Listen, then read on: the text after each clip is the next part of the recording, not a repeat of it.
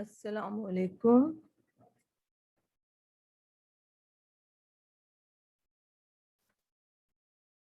Class 8 آپ کے lecture assignment number 1 کا ڈے 1 سبجیکٹ اردو۔ ہمارے ڈے 1 کے اسائنمنٹ میں سبق نظریہ پاکستان کی بلند خوانی اور وضاحت شامل ہے۔ تو بچوں، آج میں آپ کو سبق نظریہ پاکستان پڑھ کر سناؤں گی اور اس کی وضاحت کروں گی۔ اپنی بک نکال لیجئے اور غور سے میرے ساتھ ساتھ بک میں پڑھیں یا آپ اپنے موبائل کو دیکھیں اور پڑھیں۔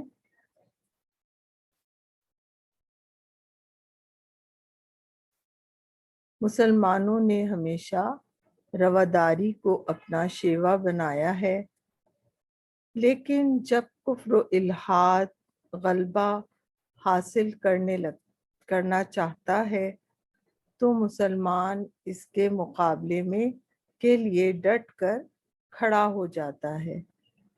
اکبر کی بے جا رواداری ملکی سیاست میں ہندوؤں کے عمل دخل کی وجہ سے ملک میں کفر و الحاد کافرانہ طور طریقے اس قدر رائج ہو گئے تھے کہ مسلمانوں کی آزادی خود ان کے دینی معاملات میں بھی ختم ہو گئی تھی۔ چنانچہ اکبر کے آخری دور میں اسلام کی سربلندی کے لیے حضرت مجدد الثانی کھڑے ہوئے۔ آپ نے جہانگیر کے زمانے میں محض دین کی خاطر قید و بند کی سختیاں جھیلیں اور اسلامی قدروں کو نئے سرے سے فروغ دیا۔ ان کے اثر سے شاہ جہاں اور اس کے بعد اس کا بیٹا اورنگزیب عالمگیر دین کے خادم بنے، لیکن اورنگزیب کے بعد اس کے بیٹوں کے باہمی نفاق اور کمزوری کی وجہ سے مغلیہ سلطنت کا زوال شروع ہو گیا۔ بچوں، رواداری کہتے ہیں برداشت کو۔ مسلمان ہمیشہ سے رواداری کو اپنا شیوا، اپنی عادت بنایا ہے۔ مسلمانوں نے سب لوگوں کے دینی معاملات کو سمجھتے ہیں اور انہیں آزادی دیتے ہیں، لیکن جب کفر اور الحاد یعنی کافرانہ طور طریقے اتنے غالب ہو جاتے ہیں کہ مسلمانوں کے اپنے دین کے لیے نقصان ہونے لگتا ہے، تو پھر مسلمان اس کے لیے ڈٹ کر کھڑا ہو جاتا ہے۔ جیسے اکبر بادشاہ نے اتنی بے جا رواداری، اتنی زیادہ اسلام کے اندر ہندوانہ طور طریقوں کو ملا دیا تھا کہ اس نے ایک نیا دین اکبری نے بنا دیا تھا، جس میں ہندوؤں سے شادی کو جائز قرار دے دیا تھا، بادشاہ کے آگے جھکنا اور بہت سارے ایسے معاملات جو کفر کی طرف لے جاتے ہیں اکبر بادشاہ نے رائج کر دیے تھے۔ ایسے میں مجدد الثانی نامی بزرگ اور رہنما کھڑے ہوئے اور انہوں نے اپنے مشن کا آغاز کیا، جس کے لیے انہیں قید بھی کیا گیا، اور لیکن انہوں نے ان قید کی سختیوں کو برداشت کیا اور جو اسلامی قدریں، اسلامی روایات تھیں، ان کو نئے سرے سے ان کا فروغ شروع کیا، انہیں عام کرنا شروع کیا۔ ان کی کوششوں کی وجہ سے اکبر کا بیٹا جہانگیر تو ویسا ہی رہا، لیکن ان کے بعد جہانگیر کا بیٹا شاہ جہاں تھا اور اس کا بیٹا اورنگزیب عالمگیر یہ دین کے خادم بن گئے۔ ان میں دینی تعلیمات کا اثر ہوا، لیکن جب اورنگزیب عالمگیر کے بیٹے اقتدار حاصل کرنے کے لیے آپس میں جھگڑ پڑے تو پھر مغلیہ سلطنت کا زوال شروع ہو گیا۔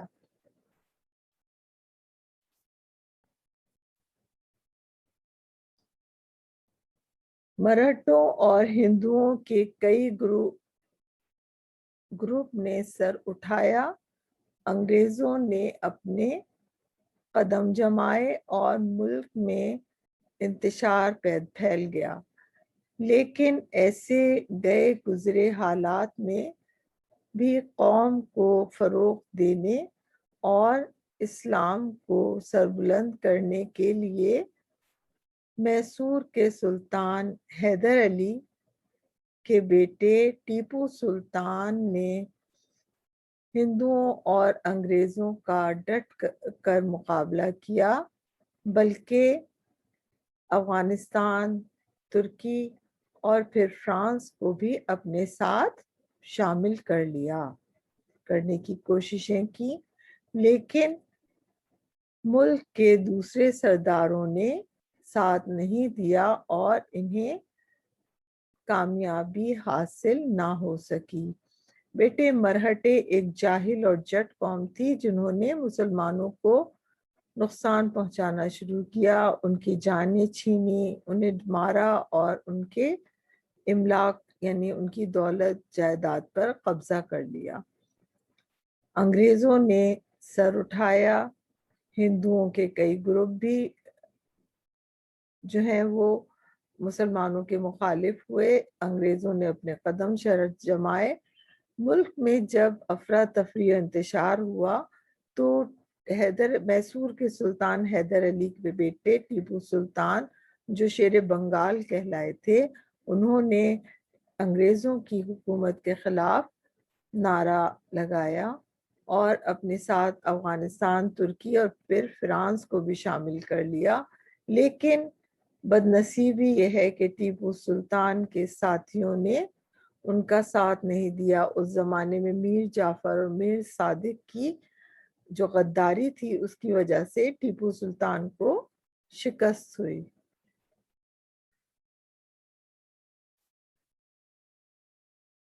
इसी जमाने में शाह वलीउल्लाह देहलवी और इनके साहबजादों ने मुसलमानों की इखलाकी और माशरती बुराइयों को दूर करने के लिए तहरीक शुरू की। चुनाचे सन 1857 की जंग आज़ादी में मुसलमानों ने फिर अपने कदम जमाने की कोशिश की, लेकिन अंग्रेजी इक़्तिदार मुस्तहकम हो चुका था, इसलिए इन्हें कामयाबी हासिल ना हो सकी।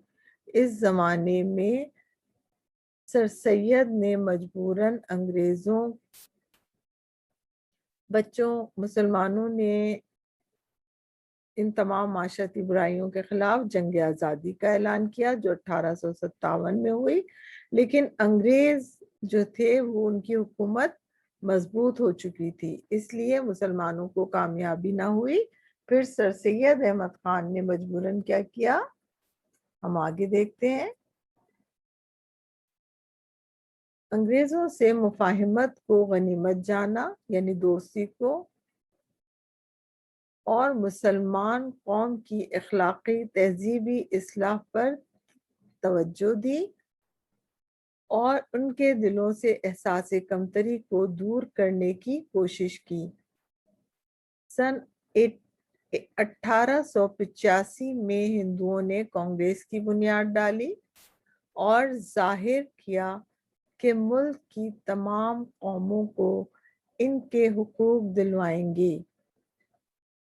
लेकिन बाद में पता चला वो अपने हुकूक का तहफ़्फ़ुज़ चाहते थे। उन्होंने मुसलमानों को उनके कारोबार से महरूम करने की कोशिश शुरू की। बच्चों, सर सैयद अहमद खान ने सोचा कि अब अंग्रेज़ों से लड़ाई मसले का हल नहीं है, उनसे दोस्ताना ताल्लुकात रखने में ही बेहतरी है। इसके बाद सन 1885 में हिंदुओं ने कांग्रेस की बुनियाद डाली और जाहिर किया कि ये हिंदू मुसलमान सबके हुकूक का तहफ़्फ़ुज़ करेगी। लेकिन उन्होंने मुसलमानों को उनके हुकूक से, उनके कारोबार से बेदखल करने की کوششیں شروع کر دیں اور وہ سرکاری ملازمتوں پر بھی قابض ہو گئے۔ نیز انہوں نے مسلمانوں میں مشترکہ زبان اور کے مقابلے میں ہندی کو قائم کر دیا۔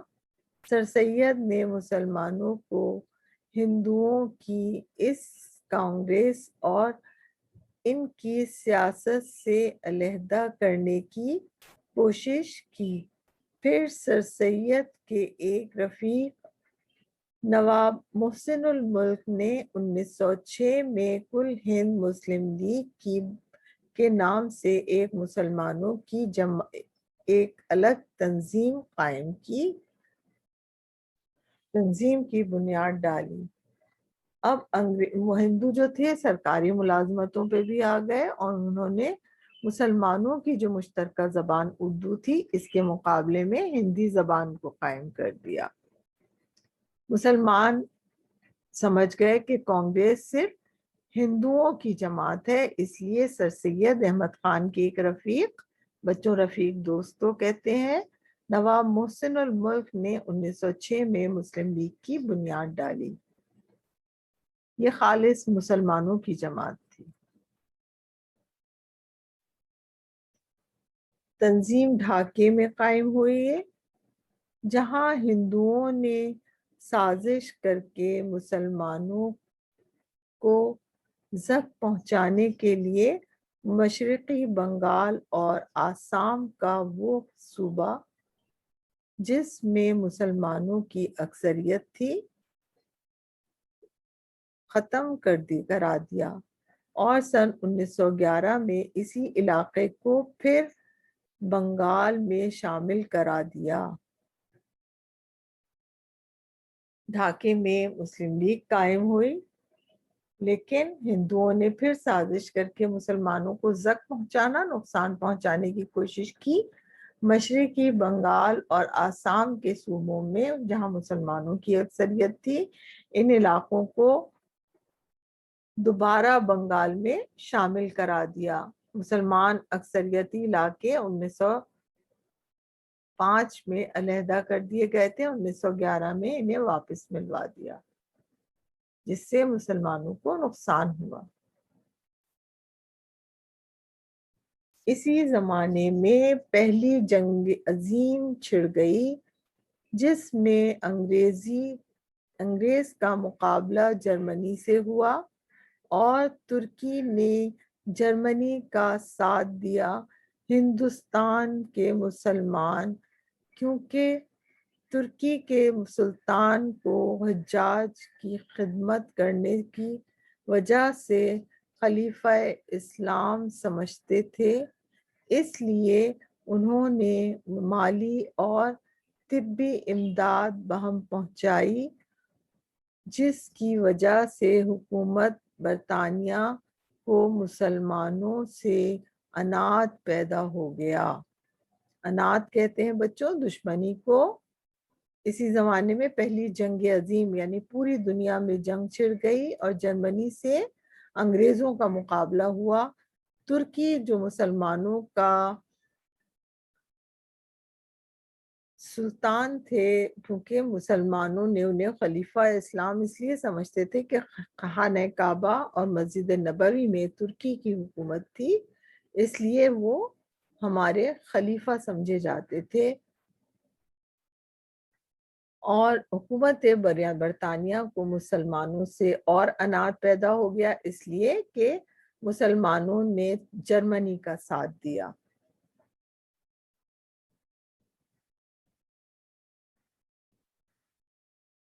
لیکن انہوں نے یہاں کے مسلمانوں سے یہ وعدہ کیا کہ ہم کو اس جنگ میں فتح حاصل ہوئی تو ہم کسی طرح بھی ترکی کو مزید نقصان نہیں پہنچائیں گے۔ یہ وعدہ محض فریب تھا، چنانچہ جب انگریزوں کو فتح حاصل ہوئی تو وہ اپنے وعدے سے پھر گئے اور انہوں نے ترکی کی وسیع سلطنت کے ٹکڑے ٹکڑے کر دیے۔ یہاں کے مسلمانوں کو اس کی وجہ سے بہت تکلیف پہنچی اور انہوں نے خلافت کے تحفظ کے لیے مولانا محمد علی جوہر اور ان کے بڑے بھائی مولانا شوکت علی جوہر کو کی رہنمائی میں تحریک خلافت شروع ہوئی، لیکن اس زمانے میں ہندوؤں نے مسلمانوں کو ہندو بنانے کے لیے شدھی تحریک شروع کی اور ان کو ختم کرنے کے لیے سنگھٹن تحریک بھی شروع کی۔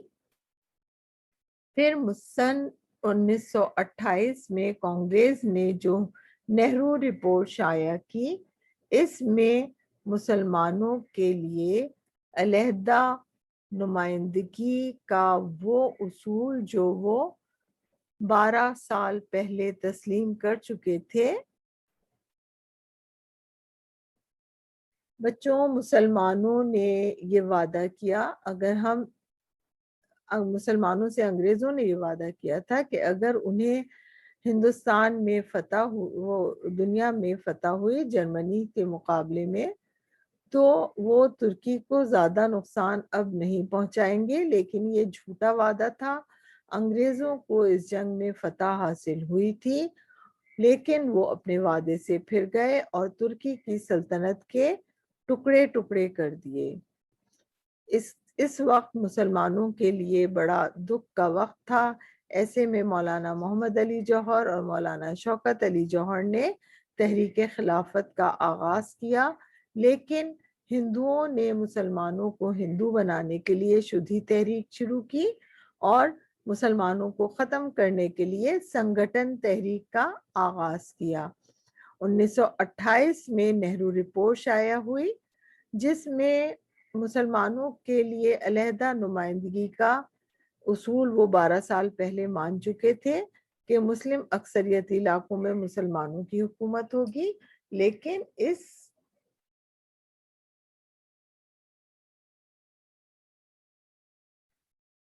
نہرو رپورٹ میں اسے بالکل نظر انداز کر دیا۔ پھر تو مسلمانوں میں بڑا جوش پیدا ہوا اور انہیں یقین ہو گیا کہ چونکہ ان کا دین، ان کی تہذیب اور ان کی معاشرت سب کچھ غیر مسلموں سے مختلف ہے،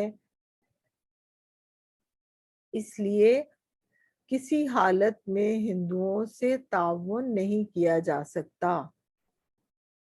چنانچہ سن 1930 میں مسلم لیگ کے الہ آباد والے اجلاس میں علامہ اقبال نے مسلمانوں کے لیے علیحدہ وطن پاکستان بنانے کی تجویز پیش کی۔ 4 سال کے بعد جب قائد اعظم محمد علی جناح نے مسلم لیگ کے صدر کی صدارت کا مستقل عہدہ قبول کیا تو انہوں نے اس تجویز کو عملی جامہ پہنانے کے لیے کوشش کی شروع کر دی۔ آپ آخرکار 23 مارچ 1940 کو انہوں نے لاہور کے اجلاس میں واضح طور پر اعلان کر دیا کہ جن علاقوں میں مسلمانوں کی اکثریت ہے وہاں ایک آزادانہ ریاست قائم کی جائے۔ اس اعلان کو قرارداد پاکستان کہتے ہیں، جس کی روح سے مسلمانوں کی آزاد اور خود مختار حکومت قائم کرنے کا فیصلہ ہوا۔ بچوں، جب مسلمانوں کے جو حق تلفی کی گئی 1928 کی کانگریس کی نہرو رپورٹ میں، تو مسلمانوں کو اس بات کا اندازہ ہو گیا کہ ان کی تہذیب، ثقافت، مذہب سب کچھ دوسری قوموں سے جدا ہے۔ 1930 کے مسلم لیگ کے الہ آباد کے اجلاس میں انہوں نے علیحدہ وطن پاکستان بنانے کی تجویز پیش کی، اور جب قائد اعظم محمد علی جناح 4 سال بعد مسلم لیگ کے صدر بنے تو پھر انہوں نے اس پہ کوششیں اور بھی تیز کر دیں، اور پھر 23 مارچ 1940 کو لاہور کے اجلاس میں جو قرارداد پیش کی گئی اس میں علیحدہ وطن پاکستان بنانے کا فیصلہ کر لیا گیا۔ یہی قرارداد پاکستان کہلائی۔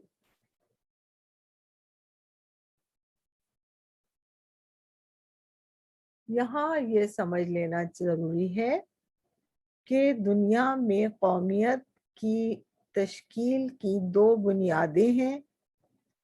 ایک تو وہ جو مغربی مفکرین نے قائم کی ہے، دوسری وہ جو رسول مقبول صلی اللہ علیہ وآلہ وسلم کی قائم کی ہوئی ہے۔ اہل مغرب میں خاندانی، نسلی اور قبائلی بنیادوں میں ذرا وسعت پیدا کر کے قومیت کی بنیادی جغرافیائی حدود پر استوار کی اور کہا کہ قوم وطن سے بنتی ہے۔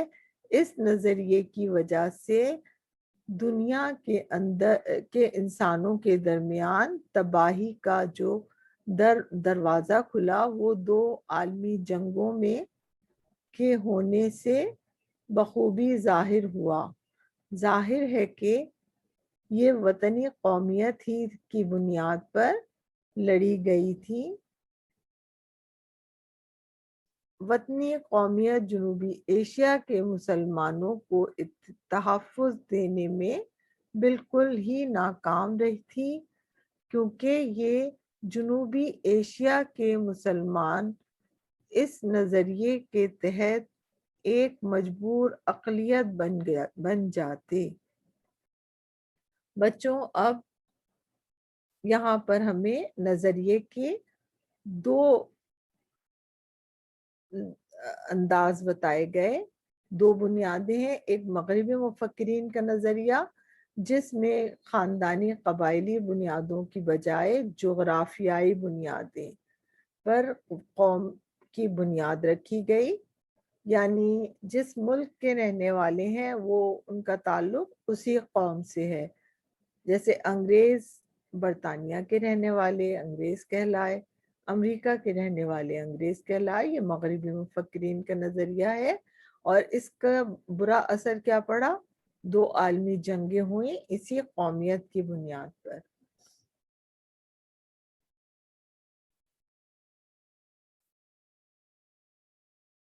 قومیت کی دوسری بنیاد ہے جو رسول مقبول صلی اللہ علیہ وآلہ وسلم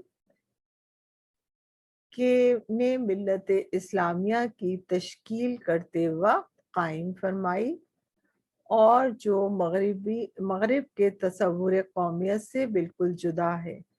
جیسا کہ علامہ اقبال نے فرمایا، رسول اللہ صلی اللہ علیہ وسلم نے جو ملت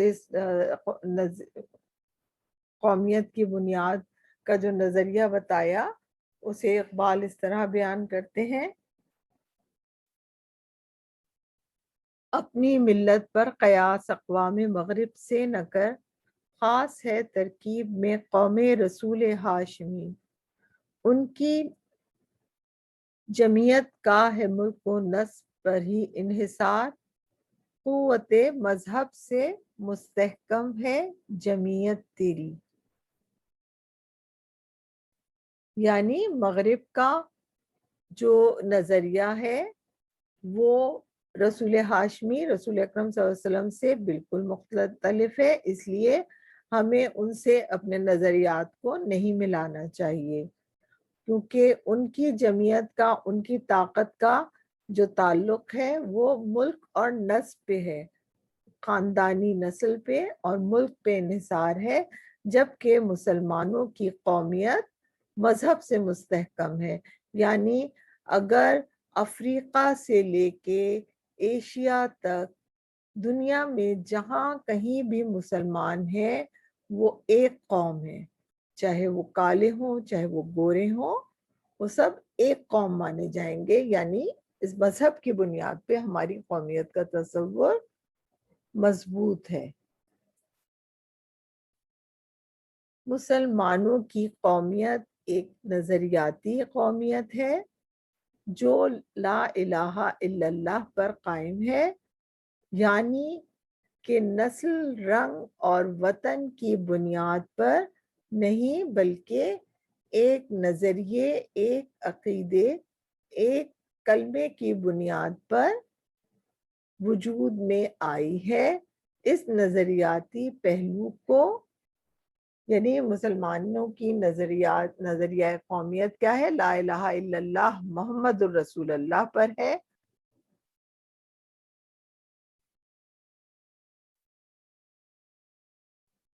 نمایاں کرنے کے لیے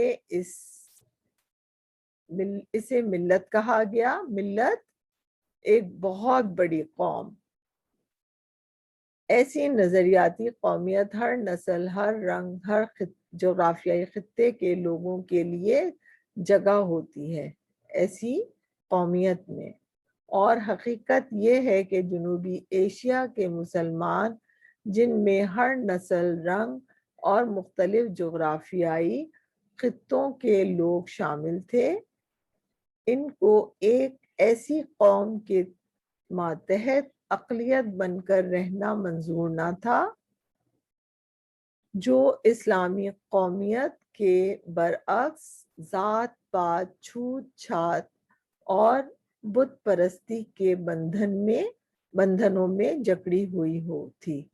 چنانچہ انہوں نے اپنی جداگانہ قومیت یعنی اسلامی قومیت کی بنیاد پر اپنے لیے ایک جدا وطن کا مطالبہ کیا، جس میں وہ اپنے عقیدے، اپنے نظریے، زندگی، اپنے طرز معاشرت کے مطابق زندگی بسر کر سکیں۔ ایک ایسی مسلمان کی حیثیت سے وہ دور جدید کا مقابلہ کر سکیں، ایک مسلمان کی حیثیت سے وہ دور جدید کے چیلنج کا مقابلہ کر کے اپنا مستقبل سنوار سکیں۔ اب مسلمان کیونکہ پوری دنیا کے جغرافیائی خطے میں جہاں جہاں مسلمان ہیں وہ ایک قوم ہے، تو انہیں ملت کا نام دیا گیا، اور کیونکہ ہندوستان میں مختلف قوموں سے تعلق رکھنے والے مسلمان تھے، مختلف رنگ سے، مختلف نسلوں سے تعلق رکھنے والے مسلمان تھے، لہٰذا وہ ایک ایسی قوم سے کیسے مل سکتے ہیں جو کہ چھوت چھات اور بت پرستی جیسے بندھن پر مبنی ہو۔ مسلمانوں نے کی حیثیت دور جدید کا مقابلہ کرنے کے لیے ایک ملت کی حیثیت سے وہ لوگ اٹھ کھڑے ہوئے۔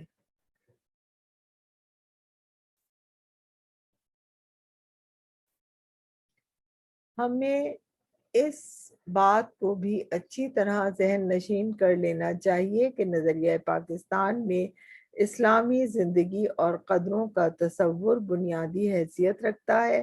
اخوت، مساوات، عدل، خدا ترسی، انسانی ہمدردی اور عظمت کردار کے بغیر نظریہ پاکستان کو فروغ نہیں ہو سکتا۔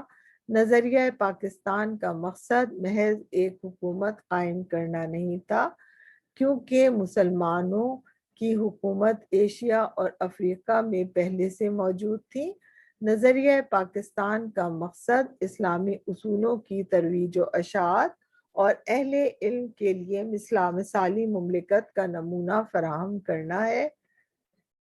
پاکستان قائم کرنے کا فیصلہ ہندوؤں کو بہت ناگوار گزرا۔ انہوں نے پوری کوشش کی کہ یہ مملکت قائم نہ ہونے پائے۔ اس کے پاس دولت، طاقت تھی، جنوبی ایشیا میں ان کی اکثریت تھی، کیونکہ پاکستان کا مطالبہ اب پاکستان کا جو نظریہ ہے وہ اسلامی نظریہ ہے، جس میں اخوت، مساوات، عدل، خدا ترسی، ہمدردی، عظمت کردار کے بغیر نظریہ پاکستان کو فروغ نہیں ہو سکتا، اور پاکستان کے نظریے کا مقصد کوئی محض حکومت قائم کرنا نہیں تھا، بلکہ انہیں ایک ایسی زمین چاہیے تھی جہاں پر وہ اسلامی اصولوں کے مطابق زندگی گزار سکیں۔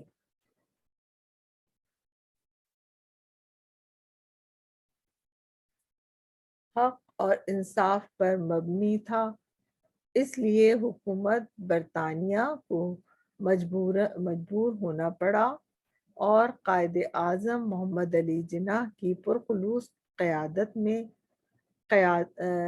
مسلمانوں کے یقین، اتحاد اور عمل پہم کی وجہ سے 14 اگست 1947 کو پاکستان معرض وجود میں آ گیا۔ بچوں، قائد اعظم محمد علی جناح نے اپنی پرخلوص قیادت میں پاکستان کے قیام کے لیے کوششیں کی اور اس میں کامیاب ہوئے۔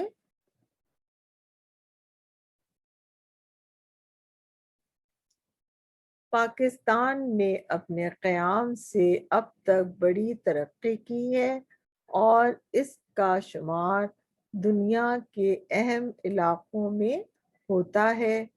اگر ہم چاہتے ہیں کہ پاکستان اور زیادہ ترقی کرے اور ہمیشہ ترقی کرے، تو ہمیں نظریہ پاکستان کو ہر وقت پیش نظر رکھنا پڑے گا، اس کو زیادہ مستحکم بنا اور شاندار بنا سکتے ہیں۔ پاکستان کا قیام جو ہے بچوں، صرف ایک خطہ حاصل کرنا نہیں تھا، بلکہ ایک ایسی زمین بنانا تھا جہاں پہ مسلمان اسلام کے مطابق زندگی گزار سکیں۔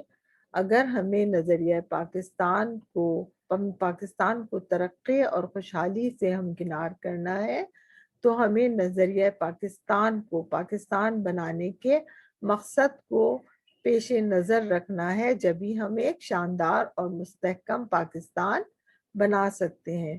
بچوں، ہمارا لیکچر یہیں تک تھا۔ امید ہے بچوں سبق نظریہ پاکستان آپ کو سمجھ میں آ گیا ہوگا۔ آج کا ہمارا لیکچر ختم ہوتا ہے، یہ ہمارا اسائنمنٹ نمبر 1 تھا۔ اب مجھے اجازت دیجیے، اگلے لیکچر تک کے لیے اللہ حافظ۔